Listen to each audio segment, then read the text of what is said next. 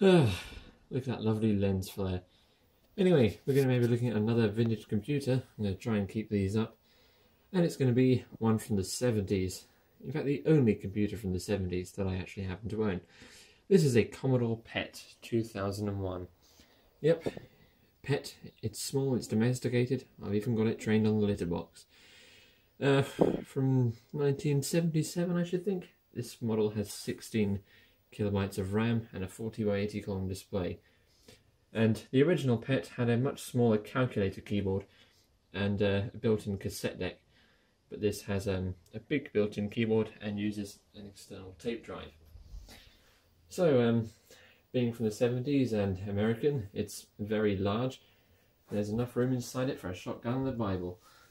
You can have a look inside. A dirty-ish board, but it works. We have 16 kilobytes of RAM in this particular model, and I believe this one even has the expansion ROMs. Very nasty looking at the back there. Crikey. But you know, that's just cosmetic, I should think. It seems to work. It's very dusty. And there's all the big flyback transformers and stuff for the CRT, which is way up there.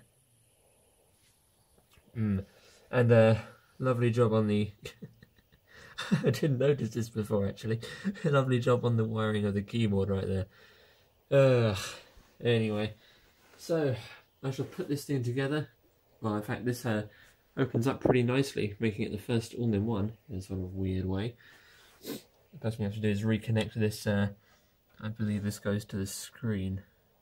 Yeah. Alright, let's put it all back together and boot this thing up. And there we go. I haven't been bothered to put the screw in. I do use a singular term, screw, because I've lost the other one. It just holds the bottom in, so it doesn't fly open when you try to grab it. It's actually pretty difficult to get that screw in, and so I might not actually bother putting it back in. So let's shift this round without trying to break the feet off the bottom. We can see, oops, let's just try and get a better, yeah, I'm not going to get a good light on that, am I? Alright, I got to stop and put the bloody torch on. Light.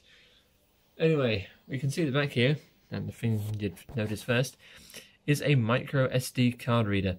This is called the PET disc, and it allows you to use emulated disk image files to load software onto the Commodore PET. Right here we have a that's some kind of expansion bus. You'd use it for something like a modem, and the old familiar cassette interface. And of course the earlier PET, I do not believe, had that. Actually, it may have done. You may have been able to use 2 tape decks. I do not know. Warning, high voltage inside. Yep. Qualified personnel, yeah. I don't think there's people qualified to open up Commodore PETs anymore, except for me. I have the qualification of nerd, I don't know. And that's to control the brightness. You can see the guy I got it from. There's the company that loaned it, and there is the Commodore logo. And the fuse and everything, and it is very grimy around the back here. I never actually noticed. I should give this thing a clean someone. Anyway, yeah. Come back round, you pretty little pet, and show your lovely face. Okay, so what I'm going to do now is boot it up. If it lets me even. Here we go.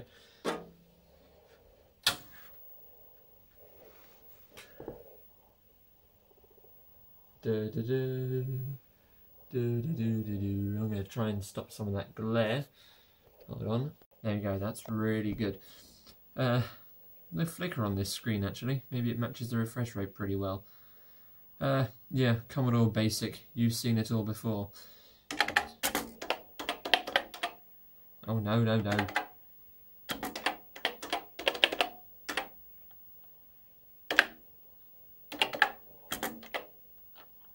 I can't type with one hand, it's my biggest weakness.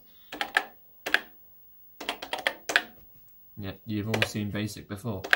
Now, I'm going to give you a little demonstration that's not in a lot of PET videos, but I will show you what the SD card reader is like. So first thing we're going to do is power off the machine. And let's see if I did turn the plugs off. Now, this, I'll actually grab that tape deck as well, just to give you at least some experience of authenticity in this.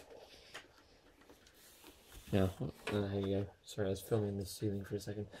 So I'm going to plug in our tape deck. And the power, you can either, oh shit, where is it? Oh yeah.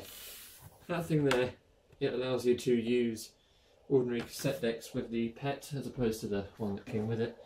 And you can take the power off that and feed it into the card reader, but you can also use a USB mains adapter. Incidentally, the, well, not incidentally, why did I use that word? The guy that built this is called a bit fixer, and if you just search for his website, you'll find him.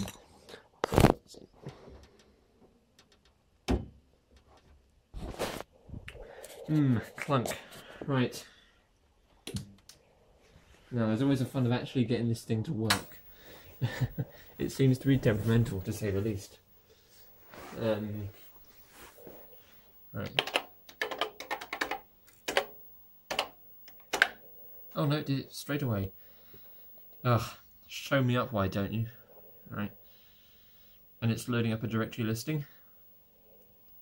We just gotta wait for a minute. Ready. Okay, then we type list.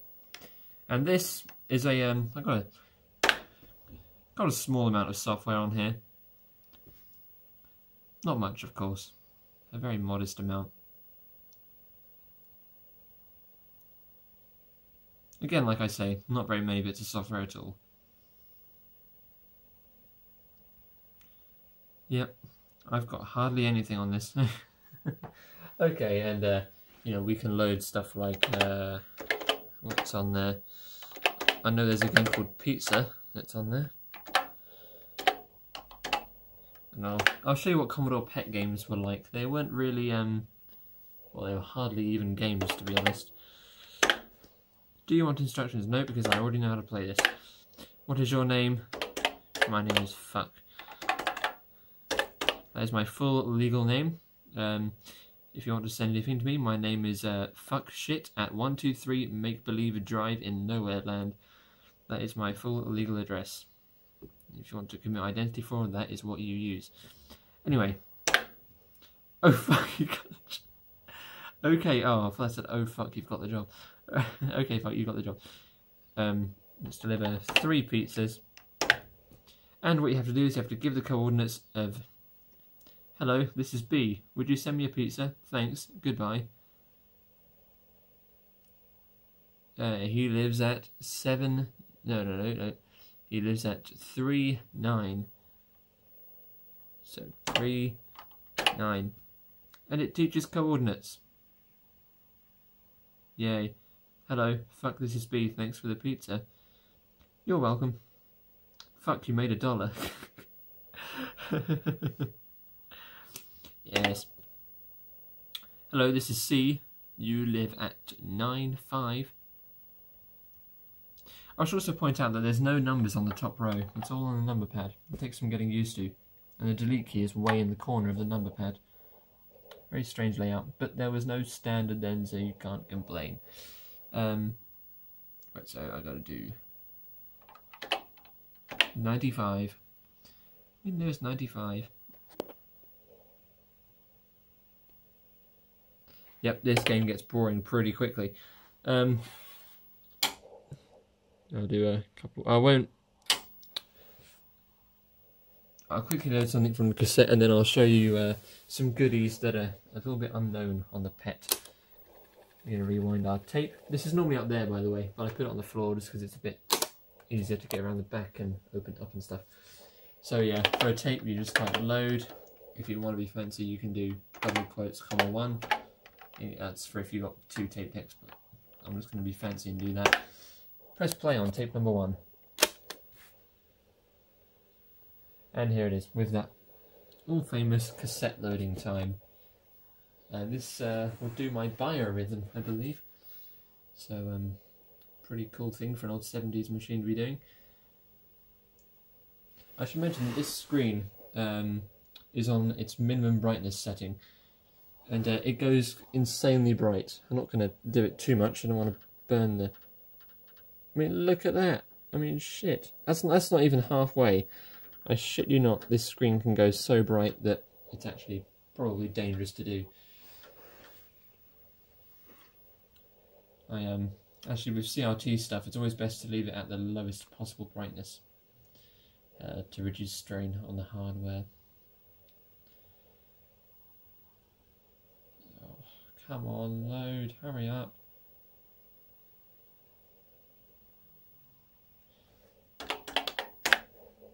Input name, please. I'm using my full name on YouTube now, so fuck it. It doesn't... Alright, I got put in the date the wrong way around because this is an American program. So I'm going to do 0618. Input start date window, and okay. Let's do it from the start of this year. And it will say 1915, but it's the same calendar, so it works out.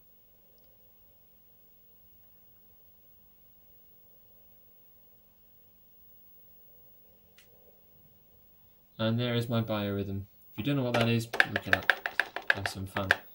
Now, a couple of cool things about this machine.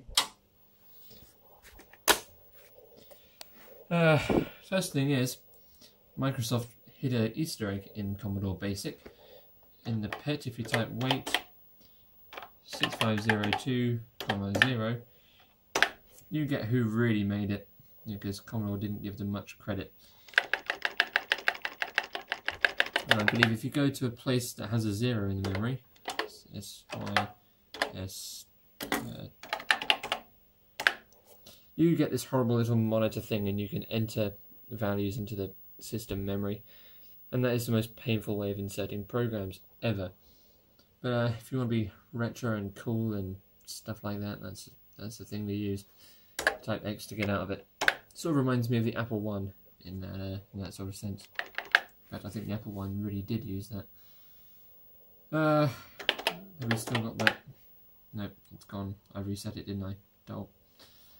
Anyway, there. I hope you enjoyed this little look at the Commodore PET from 1977. And this is probably the oldest computer I will have for a good while. Yeah. Comment on what machine you'd like to see next.